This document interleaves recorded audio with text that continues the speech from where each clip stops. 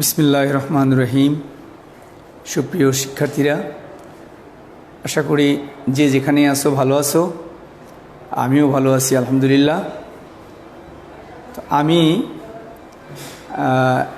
এখন নবম এবং দশম শ্রেণীর বাংলাদেশের ইতিহাস ও বিশ্ব সভ্যতার প্রথম অধ্যায় থেকে আলোচনা করব।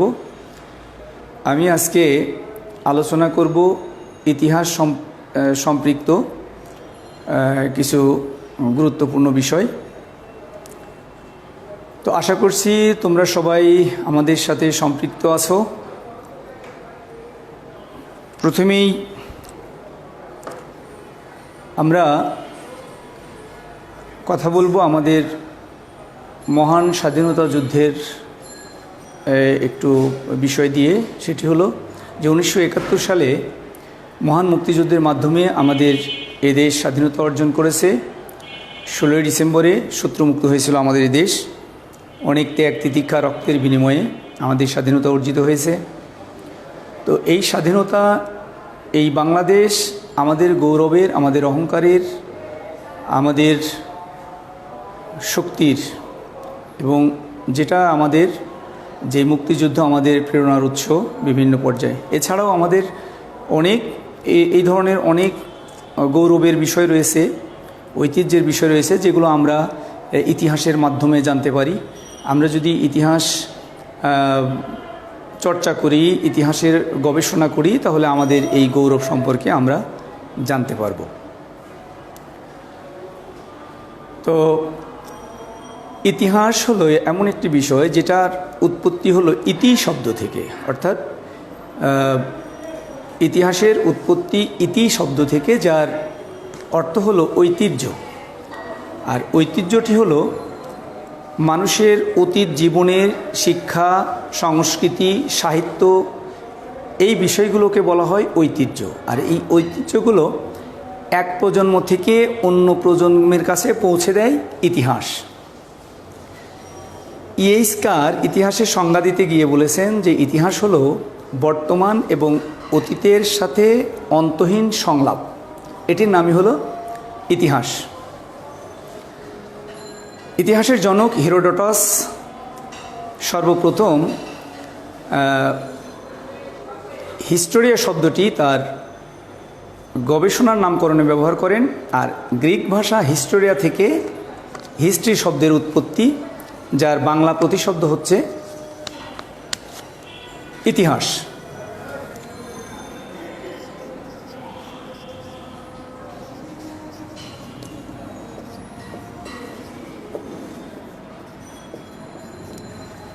হিস্টোরিয়া থেকে হিস্টোরি শব্দের আবির্ভাব। তো হেরোডোটাস, যিনি ইতিহাসের জনক, গ্রিসের অধিবাসী, উনি ওনার গবেষণা কর্মে সর্বপ্রথম এই শব্দটি ব্যবহার করেন, যার অর্থ এরকম: সত্য অনুসন্ধান করা বা গবেষণা করা। সত্যের অনুসন্ধান বা গবেষণা করা, অর্থাৎ তার মতে যে সত্যের অনুসন্ধান করা এবং তার ধারাবাহিক বর্ণনা উপস্থাপন করার নামই হলো ইতিহাস। তো সেই অর্থে আমরা ইতিহাসকে বিজ্ঞানও বলতে পারি। যাই হোক, এখন ইতিহাসের সংজ্ঞা বিভিন্নভাবে ইতিহাসের সংজ্ঞা দিয়েছেন। তো যাই হোক, ইতিহাস হলো যে অতীতের ঘটনাবলীর যে ধারাবাহিক বর্ণনা, এইটাই মূলত ইতিহাস। তো আমরা ইতিহাস যদি জানতে যাই, তাহলে ইতিহাসের উপাদান সম্পর্কে আমাদের জ্ঞান থাকতে হবে। অর্থাৎ যেই তথ্য এবং প্রমাণের ভিত্তিতে ঐতিহাসিক সত্যকে প্রমাণ করা যায় বা প্রতিষ্ঠিত করা যায়, সেটাকে বলা হয় ইতিহাসের উপাদান। ইতিহাসের উপাদান দুটি, একটি হলো লিখিত এবং অপরটি হলো অলিখিত।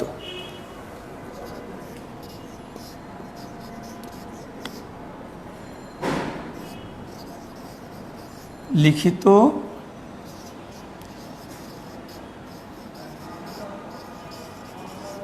অলিখিত।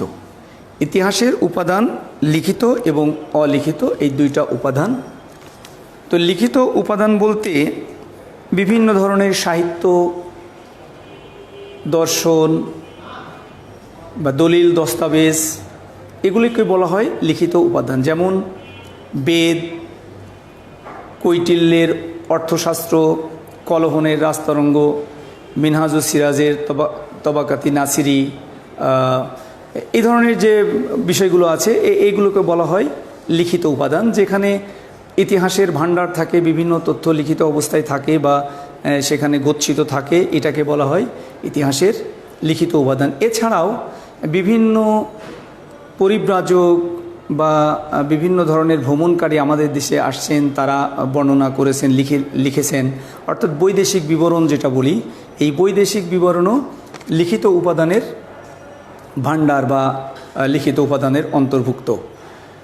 যেমন আমাদের দেশে এই ভারতীয় উপমহাদেশে ওই সময় যারা আসছেন, চীনের পরিব্রাজক ফাহিয়েন সিং, তারপরে আফ্রিকার ইবনে বতুতা, এনারা যখন আসছেন তখন তারা আমাদের দেশের মানুষের আর্থিক অবস্থা, ধর্মীয় অবস্থা বা তাদের রাজনীতি, সমাজ, এগুলো নিয়ে তারা লিখেছেন। এগুলো লিখিত উপাদানের অন্তর্ভুক্ত। দ্বিতীয় হলো অলিখিত উপাদান বা প্রত্নতত্ত্ব। লিখিত উপাদান বা প্রত্নতত্ত্ব অর্থাৎ যেগুলো বিভিন্ন বস্তুর মাধ্যমে আমরা কোনো সময়ের বা কোনো সমাজের মানুষের জীবনের যে চলা, জীবনের যে কার্যকলাপ, তাদের ধর্ম, তাদের সামাজিকতা, এগুলি সম্পর্কে আমরা বিভিন্ন তথ্য পেয়ে থাকি। যেমন শিলালিপি, মুদ্রা, স্তম্ভলিপি, বিভিন্ন ধরনের ইমারত, এগুলো থেকে আসলে পরীক্ষা নিরীক্ষা বা গবেষণার মাধ্যমে সেই সময় সম্পর্কে আমরা অনেক কিছু জানতে পারি, তাদের জীবন ব্যবস্থা, তাদের সামাজিকতা, এগুলো আমরা বুঝতে পারি, যেগুলোকে আমরা বলছি অলিখিত উপাদান। যেমন বেশ কিছুদিন আগে আমাদের ঢাকার অদূরে নরসিংদী জেলায় আমাদের একটি প্রত্নতাত্ত্বিক একটা বিষয় আবিষ্কার হয়েছে, ওয়ারী বটেশ্বরী, যেটা বলে ওয়ারী বটেশ্বরী। তো এইখানের খনন কার্য চালিয়ে যেটা দেখা গেছে যে আমাদের এই অঞ্চলটাও প্রায় 2500 বছর আগে অত্যন্ত সভ্য একটি জায়গা ছিল, সমৃদ্ধ জায়গা ছিল, এবং সেটা ছিল ব্যবসা বাণিজ্যের একটি কেন্দ্র। তো সেখানে যেই জিনিসগুলো পাওয়া গেছে সেগুলো কিন্তু তার ভিত্তিতেই কিন্তু প্রমাণ হয়েছে বা গবেষণায় প্রমাণিত হয়েছে যে এখানকার মানুষের জীবন ব্যবস্থা অত্যন্ত উন্নত মানের ছিল, তারা সভ্য ছিল, উন্নত ছিল, সেখানে ব্যবসা বাণিজ্যের বিভিন্ন ধরনের প্রমাণ পাওয়া গেছে। তো সেক্ষেত্রে আমরা সহজেই বলতে পারি যে এগুলো হলো লিখিত উপাদান।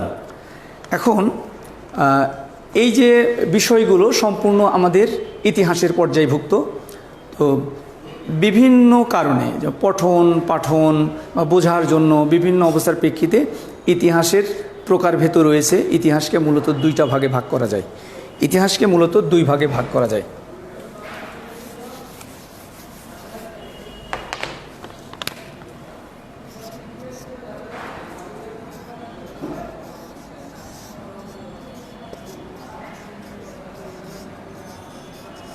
ভৌগোলিক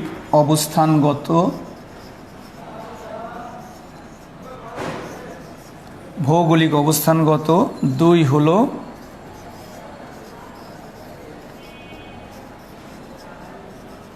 বিষয়বস্তুগত।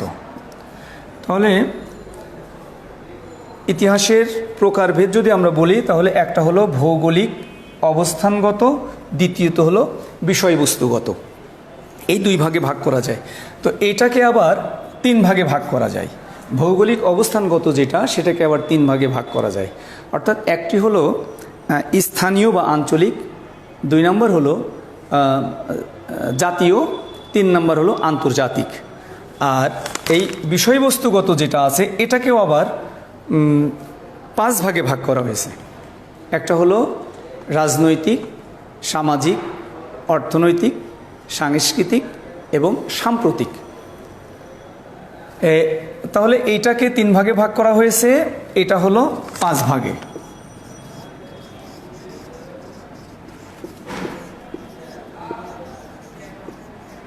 এটাকে তিন ভাগে, এটাকে পাঁচ ভাগে ভাগ করা হয়েছে। তাহলে আমাদের ইতিহাসের যে বিষয়গুলো সেগুলোকে সব কিছু মিলাই প্রথমত দুই ভাগে, সে 2 ভাগের মধ্য থেকে আবার একটা 3 ভাগে, একটা 5 ভাগে ভাগ করা হয়ে গেছে। যাই হোক, ইতিহাসের বিষয়বস্তু, ইতিহাসের বিষয়বস্তুটা হলো, ঐতিহাসিক ভিকো উনি বলছেন যে ইতিহাসের বিষয়বস্তু হলো এরকম যে মানব সমাজ বা মানব সভ্যতা এবং মানবীয় প্রতিষ্ঠানের উৎপত্তি এবং বিকাশ, এটি হলো ইতিহাসের বিষয়বস্তু। অর্থাৎ মানব কর্তৃক সম্পাদিত যে সমস্ত কার্যকলাপ বা যে সমস্ত বিষয় আদি রয়েছে, সকল কিছুই ইতিহাসের বিষয়বস্তু। তো ইতিহাসের বিষয়বস্তুর মধ্যে দেখা যায় যে মানব সম্পর্কিত কোনো কিছুর বাইরে অন্য কিছু নাই, মানব সম্পর্কিত যে বিষয়গুলো আছে সেটাই ইতিহাসের বিষয়বস্তু। এখন ইতিহাসের যে পরিসর, ইতিহাসের পরিসরকে যদি আমরা আলোচনা করতে যাই তাহলে দেখা যাবে যে ইতিহাসের যে আগের দিনের ইতিহাস, অর্থাৎ প্রাচীন যে ইতিহাস, এই ইতিহাসটার ছিল শুধুমাত্র মানুষের খাদ্য সংগ্রহ এবং জীবন ধারণের মধ্যে, অর্থাৎ তারা যেখানে থাকবে এই বিষয়টি, আর তারা জীবন ধারণের জন্য যে খাবারটা সংগ্রহ করবে, প্রাচীন যুগের মানুষের মধ্যে এর বাইরে অন্য কিছু ছিল না। অতএব যেহেতু মানুষের জীবন ধারণের জন্য খাদ্য সংগ্রহ করতে হবে, বেঁচে থাকতে হবে, এর বাইরে আর কোনো কিছু নেই। তো যখন মিশরীয় সভ্যতার উন্মেষ হলো, তখন দেখা গেল যে মানুষ আস্তে আস্তে শুরু করলো কৃষিকাজ থেকে ঘরবাড়ি তৈরি করা। এই ঘরবাড়ি তৈরি করতে করতে ব্যবসা বাণিজ্য বিভিন্ন দিকে যেতে থাকলো এবং ইতিহাসের পরিসরটা আস্তে আস্তে করে বাড়তে থাকলো। অর্থাৎ এখন ইতিহাসের পরিসরটা পর্যায়ক্রমে বিভিন্ন কার্যক্রমের মধ্য দিয়ে বিভিন্ন পর্যায়ক্রমে দেখা যাচ্ছে ইতিহাসের পরিসরটা বাড়ছে, বড় হচ্ছে। অর্থাৎ মানব জাতি যে দৈনন্দিন জীবনে যে কার্যক্রমগুলো সম্পাদন করছে, এগুলো আস্তে আস্তে ইতিহাসের পর্যায়ভুক্ত হয়ে যাচ্ছে। তার মানে কি, ইতিহাসের পরিসরটা বাড়ছে, ইতিহাসের পরিসরটা বিস্তৃত হচ্ছে। যেমন আগেকার যুগকে আমরা 2টা ভাগে ভাগ করতে পারি, বা 2টা ভাগে ভাগ করা যায়। একটা হলো পুরোপলীয় যুগ, একটা হলো নবপলীয় যুগ, অর্থাৎ পুরনো পাথরের যুগ, আর একটা হলো নূতন পাথরের যুগ বা নবপলীয় যুগ। পুরো পাথরের যুগে যেটা হতো সেটা হলো যে মানুষ শুধু খাদ্য সংগ্রহ করবে, আর নবপলীয় যুগে এসে মানুষ বিভিন্ন ধরনের কার্যক্রমের সাথে সম্পৃক্ত হয়ে গেল। বর্তমানে যে মানুষের বিভিন্ন শাখা প্রশাখা, বিভিন্ন গবেষণা কার্যক্রম, এগুলো ইতিহাসের পর্যায়ভুক্ত। অর্থাৎ প্রতিনিয়ত ইতিহাসের পরিসর বৃদ্ধি পাচ্ছে, এবং এই যে বর্তমানে যে সমস্ত ইতিহাস লেখা হচ্ছে, এই ইতিহাসগুলোকে বলা হয় সাম্প্রতিক ইতিহাস।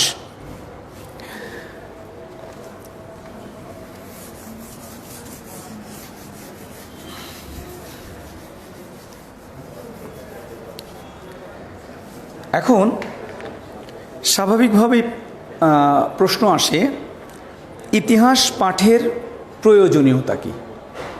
মানুষের জীবনে ইতিহাসটা হলো অবিচ্ছেদ্য অংশ। মানুষকে ইতিহাস থেকে বিচ্ছিন্ন করার বা মানুষকে ইতিহাস থেকে আলাদা করার কোনো পদ্ধতি নাই বা কোনো উপায় নাই। মানুষকে ইতিহাস থেকে আলাদা করা সম্ভব না, অর্থাৎ মানুষের সাথে ইতিহাসটা অঙ্গাঙ্গিভাবে জড়িত। যে কারণে ইতিহাস পাঠের প্রয়োজনীয়তা অনেক। প্রথমেই যেটা আমি বলেছি সেটা হলো যে 1971 সাল মহান মুক্তিযুদ্ধের মাধ্যমে আমাদের এই দেশ স্বাধীন হয়েছিল এবং পাকিস্তানি হানাদার মুক্ত হয়েছিল 16 ডিসেম্বর। তো এইটা হলো ইতিহাস। তো আমি যদি এই বিষয়গুলো না জানি তাহলে আমার গৌরব, আমার আত্মমর্যাদা, আমার অহংকার সম্পর্কে আমি জানতে পারবো না। আমি যদি ইতিহাস পাঠ করি তাহলে আমার গৌরব, আমার অহংকার, আমার বীরত্ব, এগুলো আমি জানতে পারবো।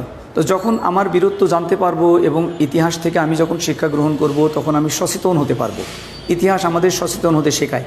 অর্থাৎ অতীতের যে ভুলভ্রান্তি আছে, এই ভুলভ্রান্তিগুলো যদি আমরা বাদ দেই, এই ভুলভ্রান্তিগুলো থেকে যদি আমরা শিক্ষা লাভ করি, তাহলে আমরা নতুন করে ভুলভ্রান্তি মুক্ত জীবন গঠন করতে পারবো এবং সেখান থেকে শিক্ষা নিয়ে আমরা ভবিষ্যতের জন্য সুন্দর সিদ্ধান্ত গ্রহণ করতে পারবো, নির্ভুল সিদ্ধান্ত গ্রহণ করতে পারবো, যেটা আমরা একমাত্র ইতিহাস থেকেই শিখতে পারি। আর আমরা যখন কোনো সিদ্ধান্ত গ্রহণ করতে যাই তখন যদি পিছনের দিকে দেখি যে কোন কাজ করার কারণে মানুষ ক্ষতিগ্রস্ত হয়েছে এবং কী কাজের মাধ্যমে মানুষ উপকৃত হয়েছে, লাভবান হয়েছে, আমরা যদি ওইভাবে এই বাস্তবতা দেখে সিদ্ধান্ত নিতে পারি তাহলে আমাদের চলার পথটা আরও সুন্দর হবে, মসৃণ হবে। যেই কারণে এই ইতিহাস যে দেখে শেখার যে বিষয়টা, এই কারণেই ইতিহাসকে বলা হয় শিক্ষণীয় দর্পণ। তো এই বাংলাদেশের ইতিহাস এবং সভ্যতার প্রথম যে অধ্যায়টা আছে সেখানে ইতিহাস পরিচিতি। তো আমরা আজকে ইতিহাস পরিচিতি থেকে যে আলোচনাগুলো করলাম ইতিহাসের বিভিন্ন শাখা আমি চেষ্টা করেছি ছোট ছোট করে আলোচনা করার জন্য। আশা করি তোমরা এগুলো মনে রাখবে, মনে রাখতে পারলেই মোটামুটি উপকৃত হবে। এখন কথা হলো যে এইখান থেকে আমাদের উদ্দীপকটা কেমন হতে পারে, উদ্দীপক কেমন হতে পারে। তো উদ্দীপকটা কিন্তু সরাসরি কোনো বই থেকে হুবহু উঠিয়ে দেবে না, এমন একটা গল্প থাকবে যেই গল্পটা আমাদের আজকের যে আলোচনা করলাম। যেমন ধরি যে আমরা কোথাও বেড়াতে গেলাম, সেখানে দেখলাম পুরনো একটা বিল্ডিং, সেখান থেকে সেই বিল্ডিংটা থেকে জানা গেল যে এইখানে একসময় রাজা বাদশারা বসবাস করত। তো আমার এই যে পুরনো বিল্ডিং দেখে আমি বললাম যে এখানে জানা গেল যে রাজা বাদশারা বসবাস করত। আসলে এই বিল্ডিংটা কী ছিল? অলিখিত উপাদান। তো আমি যদি এইটুকুতেই শেষ করি তাহলে আমাকে এরকম করে প্রশ্ন করা যেতে পারে যে উদ্দীপকে যে বিল্ডিংয়ের কথা বা অট্টালিকার কথা বা ইমারতের কথা বলা হলো, এইটা ইতিহাসের কোন ধরনের উপাদান? ইতিহাসের কোন ধরনের উপাদান? অথবা বলা হতে পারে যে এই ধরনের উপাদানের মাধ্যমে ইতিহাস লেখা সম্ভব কিনা, অথবা সমৃদ্ধ একটি ইতিহাস লিখতে এই ধরনের উপাদানের কোনো গুরুত্ব আছে কিনা। আর প্রথম যে প্রশ্ন দুইটা ক এবং খ, এটা তো বই থেকে সরাসরি হবে, সেখানে তো বলার কিছু নেই। তো আমরা যদি জানি যে ইতিহাসের অলিখিত উপাদান বা প্রত্নতাত্ত্বিক উপাদান হলো শিলালিপি, মুদ্রা, স্তম্ভ অথবা অট্টালিকা বা ইমারত, এগুলো আমি জানলাম। তো পরবর্তীতে যদি আমাকে প্রশ্ন করা হয় যে এই বিল্ডিংটা কী ধরনের উপাদান বা এটা ইতিহাসের কোনো উপাদান কিনা, তাহলে আমি সহজেই উত্তর দিতে পারবো যদি আমার ইতিপূর্বে এই সম্পর্কে কোনো ধারণা থাকে। তো আজকে এই পর্যন্তই।